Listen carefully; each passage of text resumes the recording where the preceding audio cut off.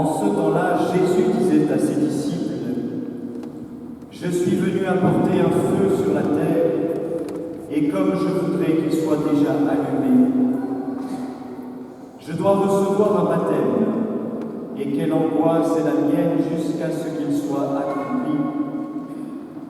Pensez-vous que je sois venu mettre la paix sur la terre? Non, je vous le dis, mais bien plutôt la division. Car désormais, 5 personnes de la même famille seront divisées, 3 contre 2 et 2 contre 3.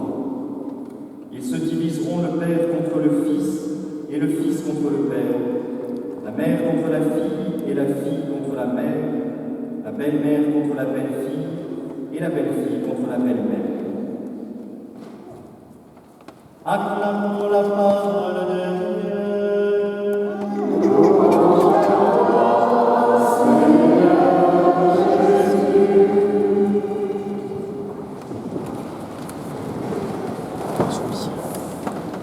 La messe de ce matin est célébrée pour Gilles Perra et pour tous les habitants du canton de Fayence.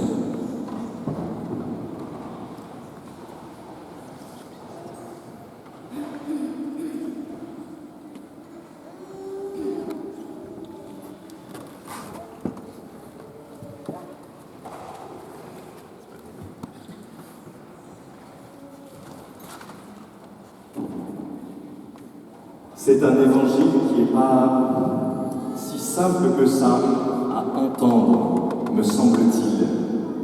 Ou plus exactement, c'est un évangile qui n'est pas simple à comprendre, en fait. Souvent, on a du mal à comprendre dans le bon sens ce que le Seigneur veut nous dire aujourd'hui. Vous avez entendu le Seigneur qui dit « Croyez-vous que je suis venu apporter la paix dans le monde ?» Non, je suis venu apporter la division. Et on se dit, mais il y a un truc qui va pas bien là. Non? Ça ne correspond pas à ce qu'on connaît de Jésus, non? On l'appelle bien le prince de la paix, non? C'est comme ça qu'une des appellations de Jésus, c'est ça. Jésus, prince de la paix. Vous vous rappelez Jésus lorsque ressuscité, tout jeune ressuscité, on pourrait dire, lorsqu'il va voir ses disciples réunis au cénacle, enfermés par peur, la première parole de Jésus, c'est « La paix soit avec vous ». Et là, on a une parole qui semble contradictoire avec cela. Mais non, bien sûr que non. Bien sûr que Jésus est ce prince de la paix. Bien sûr que Jésus n'est pas là pour diviser. C'est un autre qui fait cela, hein, le diviseur.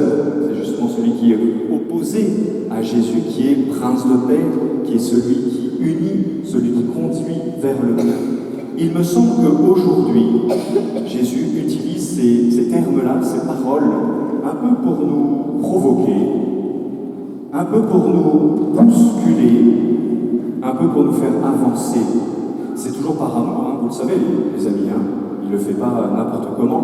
On dit que le Seigneur est exigeant, mais pas n'importe quelle exigence, une exigence d'amour, une exigence amoureuse. Il veut notre bonheur, il veut notre bien. Et donc pour cela, il sait qu'à certains moments, on a besoin d'être un petit peu bousculé, transformé, remis en place. Je crois que pour nous, d'abord on peut avoir deux attitudes, les amis. Hein. On peut avoir une attitude de se dire « je ne veux pas aujourd'hui que le Seigneur me bouscule, qu'il me parle, qu'il me transforme ». On peut avoir cette attitude-là, mais je vous conseille, si je peux me permettre, je vous conseille au contraire d'avoir l'autre attitude qui est celle d'écouter le Seigneur. Et de pouvoir vous dire, si le Seigneur est en train de me bousculer, c'est forcément pour quelque chose de grand et de bien. Alors pour bien comprendre cet évangile, cette parole un peu particulière, je crois qu'il ne faut pas oublier les deux premières phrases de l'évangile qui sont la porte d'entrée pour bien comprendre. Vous avez entendu Jésus? Il dit, je suis venu apporter un feu dans le monde, et comme je voudrais qu'il soit déjà allumé. C'est quoi ce feu? C'est pas le feu qui détruit, les amis, hein? C'est pas le feu qui fait peur. Mais non, ce feu, c'est justement le feu de l'amour immense de Dieu. Et là, on comprend déjà un petit peu mieux ce que Jésus est en train de nous dire, non? Jésus commence en disant, en fait, les amis, j'ai qu'une envie, c'est que vous soyez enflammés de cet amour de Dieu pour vous. Waouh! ça fait du bien déjà d'entendre ça, hein. Le Seigneur qui nous dit ça, c'est ça dont j'ai le désir. Et il ne s'arrête pas là, il ne dit pas simplement je voudrais qu'il y ait ce feu. Mais il dit mais comme j'aimerais que ça soit déjà arrivé. Comme s'il était un peu impatient Jésus aujourd'hui. Hein. Il nous dit on a besoin de ce feu de l'amour de Dieu. Et j'aimerais qu'il soit déjà répandu dans le monde entier, dans l'univers, dans le cosmos, que tout homme puisse profiter de ce feu de l'amour de Dieu. Et il continue. Je suis venu recevoir un baptême. Et là aussi, comme je ne connais plus, je ne sais plus la parole exacte, excusez-moi, mais en gros, comme j'ai hâte que ce baptême arrive. C'est quoi ce baptême? C'est sa mort et sa résurrection par amour pour nous. Vous avez vu, on est loin de Jésus qui est le diviseur, on est loin de Jésus qui viendrait nous inquiéter aujourd'hui. Au contraire, il commence par nous dire, mais en fait, j'ai un fleuve immense d'amour pour chacun d'entre vous et je voudrais que vous soyez vous-même enflammés. Et je vais, pour vous le montrer, mourir et ressusciter pour que vous puissiez enraciner ça dans votre cœur. Belle porte d'entrée de l'évangile aujourd'hui, que le Seigneur nous donne. Et voyez, il me semble que le Seigneur continue et il nous dit en fait, ce feu, malheureusement, il n'habite pas toujours notre cœur. Je vous le dis encore, ne vous inquiétez pas les amis, ce n'est pas un jugement que je pose sur vous, c'est pour nous aider, parce qu'on est tous dans la même église, dans la même barque. On a tous besoin aussi d'entendre ces paroles-là. Mais Jésus, en gros, il est en train de nous dire, en fait, les amis, malheureusement, souvent, on n'est pas enflammé. Malheureusement, souvent, on est mitigé, non? Souvent, on est tiède dans notre vie avec le Seigneur, non? Il faut qu'on le constate pour pouvoir le transformer, Ça veut dire quoi, ça? Regardez, par exemple, je suis mitigé. Moi, je suis un super chrétien, je suis un super catholique, le dimanche matin, de 11h à midi, midi et quart, c'est prêt à parler longtemps, quoi. Mais le reste du temps, et c'est déjà pas mal, non? J'ai déjà pris ce temps-là, moi. Non? On fait ça quelquefois, non? Alors, on réserve ce temps-là, ou alors c'est dans notre journée, pour les plus combattants parmi nous. Il y a ceux qui vont tous les jours à la messe, qui prient tous les jours, mais quelquefois on réserve ces créneaux-là pour le Seigneur, mais on n'est pas enflammé totalement par Dieu à tout instant de notre vie, à tout instant de notre journée finalement.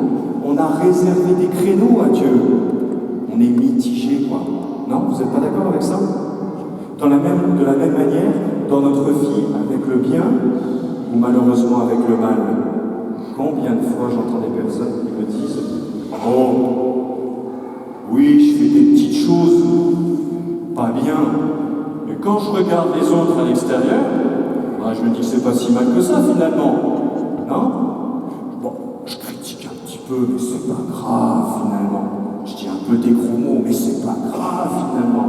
Je fais un peu si, mais par rapport au reste, c'est rien. Non, ça n'arrive pas ça quand on dit ça. On est mitigé. Vous savez, le mal, tout petit qu'il soit, il est aussi grave que le mal qui serait grand. Ça m'amuse à chaque fois quand je rencontre des gens qui sont un peu loin. On leur parle de la confession et que je leur dis, moi je suis prêtre, mais je me confesse toutes les semaines. Et on est comme ça, comme si je tuais ma grand-mère toutes les semaines, quoi. Ils peuvent se dire, mais oui, c'est pas possible. Parce qu'on imagine que le mal, ce sera forcément le plus terrible. Non. Critiquer, c'est ce qu'il y a de plus terrible dans notre vie aujourd'hui. Critiquer entre nous, dans nos familles, dans nos villages, dans nos paroisses, ça c'est grave ça. Vous voyez? C'est peut-être même plus grave que d'autres choses qui nous apparaissent là. Il y a plein de choses comme ça qu'on fait. On est mitigé, on n'est pas enflammé. Ouais? Vous savez, j'ai un rêve. Je ne suis pas Martin Luther King, mais j'ai un rêve quand même. J'ai un rêve pour les paroissiens du canton de Fayence. Et puis pour tous les touristes qui sont là aujourd'hui aussi en plus. Vous savez de quoi je rêve?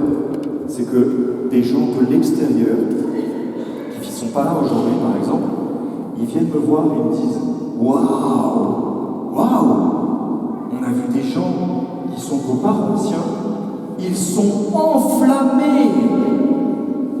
Ça se voit dans leurs yeux, ça se voit dans leurs actes. Vous voyez, ils cherchent à faire le bien, ils cherchent à être grands, ils cherchent à aimer. » Même chose pour ceux qui sont en vacances, là. Ça serait trop beau, vous imaginez que votre curé, là, quand vous allez rentrer, il voit, il dit « Waouh, mais qu'est-ce qui t'est arrivé? Tu es enflammé, toi !» Ouais, j'ai été enflammé par l'amour de Dieu. Malheureusement, les amis, c'est pas souvent ce qu'on me dit à l'extérieur. Pas vous, hein.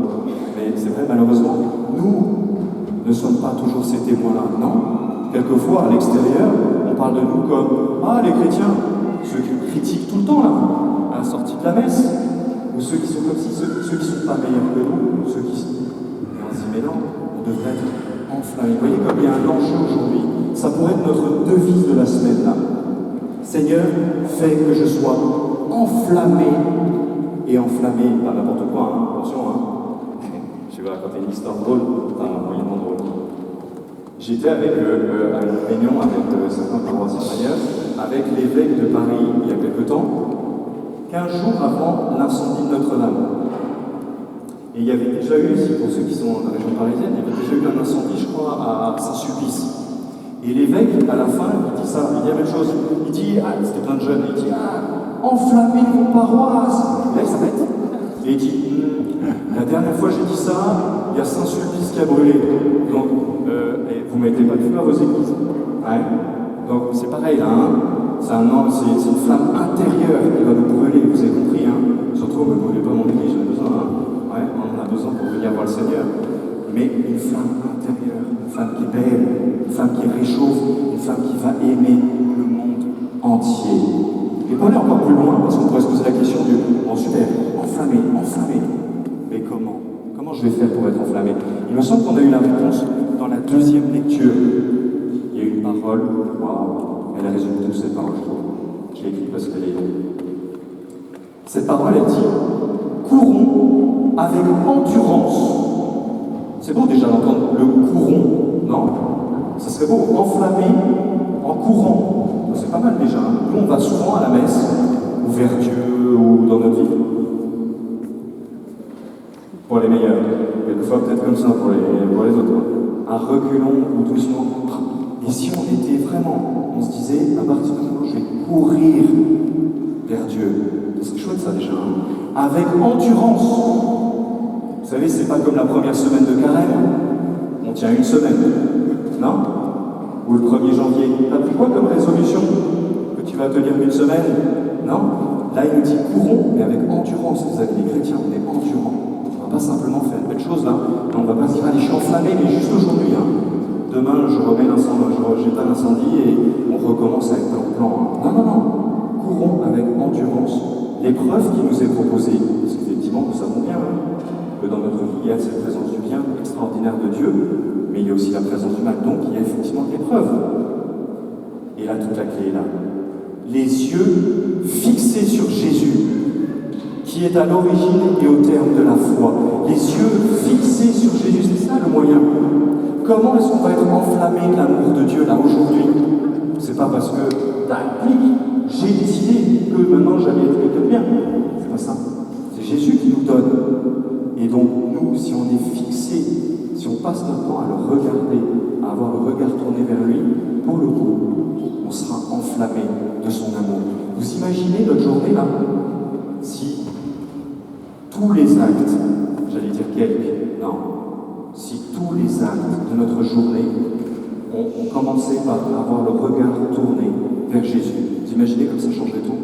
Vous imaginez hein, le moment à table, ce midi où on va se mettre à critiquer la belle-mère ou une autre personne, hein, quelqu'un qui en a du mal, ou une autre famille aussi, ou ça, t'as vu cette famille à la messe, ils étaient quand même... Et si avant de faire ça, on tournait notre regard vers Jésus, ouais, ça changerait tout. À ce moment-là, plus de critique, plus de mal dans notre cœur. C'est vrai dans tout ce qu'on pourrait faire de mal ou tout. Là, je pense qu'on rentre dans une démarche de bien. Tourner notre regard, tourner vers Jésus. Ça pourrait être notre devise, vous voyez, de cette semaine. On est enflammé par cet amour de Jésus. Mais pourquoi, ou plus exactement, comment? Justement parce qu'on a ce regard tourné vers Jésus, qui est ce Dieu tout-puissant. Et vous savez quoi, les amis? À partir de ce moment-là, il n'y a plus de division. Vous savez ce qui divise? C'est pas Jésus qui divise en fait, hein. C'est ceux qui ne veulent pas suivre Jésus qui divisent en réalité. Vous avez entendu la première lecture, Jérémie. Jérémie, prophète du Seigneur, un beau prophète Jérémie, courageux, endurant, enflammer l'amour de Dieu. Et il vient dire au peuple de Dieu, arrête de faire le mal, parce que si tu n'arrêtes pas, il va t'arriver des catastrophes. Et les gens n'ont pas voulu l'écouter. Pire, ils se sont dit, mais il est fou, lui, prophète de malheur. Et donc ils l'ont enfermé, et on entendait aujourd'hui dans la lecture, ils le mettent dans une citerne, et il risque de mourir, au nom de cet amour, de cette flamme. Et vous savez ce qui se passe après? Le peuple de Dieu, il perd la bataille, il est envahi, ils deviennent esclaves, et ils sont malheureux. Mince alors, ils auraient mieux fait d'être enflammés, quoi. Ils auraient mieux fait d'écouter cette parole du Seigneur. Ils auraient mieux fait de suivre celui qui parlait au nom de Dieu. Donc n'ayons pas peur, nous, d'être ces Jérémiens. Ne disons pas, oula, si on fait ça, il va y avoir des divisions. Non, non, non, non, non. Non, non, non, au contraire. Si nous sommes attachés, le regard fixé sur Jésus, il n'y aura pas de division. D'autres, peut-être, chercheront à se diviser. Et pour le coup, on fera ce qu'on pourra pour les aimer, pour les aider. Mais nous, au contraire, nous serons dans ce chemin de bien et de bonheur que Dieu attend pour nous. Alors, voilà, merci Seigneur pour cette belle évangile, pour cette belle parole que vous nous donnez aujourd'hui. Aidez-nous, Seigneur, à être bien enflammés de cet amour que vous avez pour nous et de le vivre, le regard tourné, fixé sur vous. Amen.